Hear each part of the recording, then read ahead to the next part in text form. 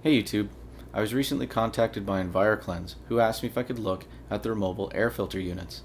This unit contains a 4-speed blower, a HEPA filter, an EnviroKlenz VOC absorbent cartridge, and 2 sterilizing UVC bulbs. This allows the unit to capture and neutralize biologically active particles like mold spores or bacteria, volatile organic compounds like solvents, and inert particles like dust and fibers. The unit comes well packed and protected from shipping damage. Both filters and UV bulbs, which are required for operation, are included in the box. Inside the unit, there is a HEPA filter with a gasket that makes an airtight seal over the inlet of the blower, 2 UV sterilizing bulbs, and a VOC neutralizing filter element. All of this is enclosed by a panel held in place by a pair of thumb screws. HEPA, or high efficiency particulate absorption, is an efficiency standard for air filters.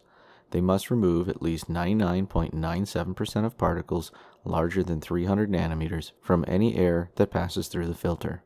They are made of randomly arranged fibers formed into sheets and pleated to increase the effective surface area and allow higher airflow. Despite the tangled appearance of the fiber sheet, it is not a sieve and does not rely on the gaps in the filter being smaller than the particles it is meant to trap. HEPA filters instead use a number of mechanisms to trap particles: diffusion, interception, and impaction. For very small particles, below 100 nanometers, diffusion, the random motion of the particle, increases its chance of coming into contact with the filter material and being caught. For particles larger than 400 nanometer, interception, coming too close to the filter media, or impaction, slamming straight into the filter media, is the dominant mechanism. In between the two size ranges, all three mechanisms are weakest. This is why the filter's efficiency is measured at 300 nanometers. If it can stop 99.97% of the most penetrating particles, then the filter is more effective for both larger and smaller particles. Volatile organic compounds, or VOCs, are organic compounds that have low boiling points at ambient pressure. This leads to high rates of evaporation or sublimation into the surrounding air. VOCs can come from paints, plastics, fossil fuels, or adhesives.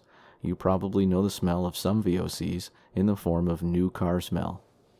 The EnviroKlenz air cartridge includes magnesium oxide, zinc oxide, and titanium dioxide.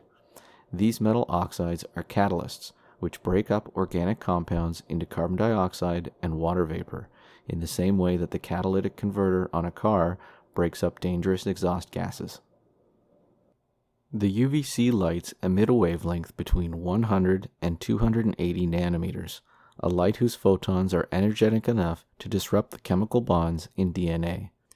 UVC is not technically ionizing radiation, as it cannot knock electrons free for most atoms, but in the complicated bonds of DNA, it is energetic enough to break loose small sections which form loops, disrupting the operation of the cell. UVC lights are used to sterilize water and some types of medical equipment. To demonstrate the EnviroKlenz air filter unit, I performed 2 different tests. The first used microscope slides placed around the apartment to collect precipitating dust for a week, once before the filter was running and once while it was running. On the before slides, there were many particles visible in a variety of sizes, from a half millimeter to only a few micrometers.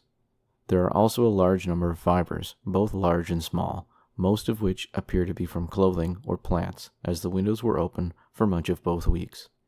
In addition, there are also some small particles which appear to have an oily coating that spreads to the slide. After the first week, I cleaned the slides thoroughly and then placed them in the same locations and started up the filter according to the directions. After a week, there is a visible reduction in the number of both fibers and particles which accumulated on the slides. I found almost no large fibers and particles, as well as very few oily particles. There were still small particles, but their numbers were reduced compared to the control. This doesn't mean that the filter allows more small particles to accumulate, only that the large particles are much more quickly and effectively reduced.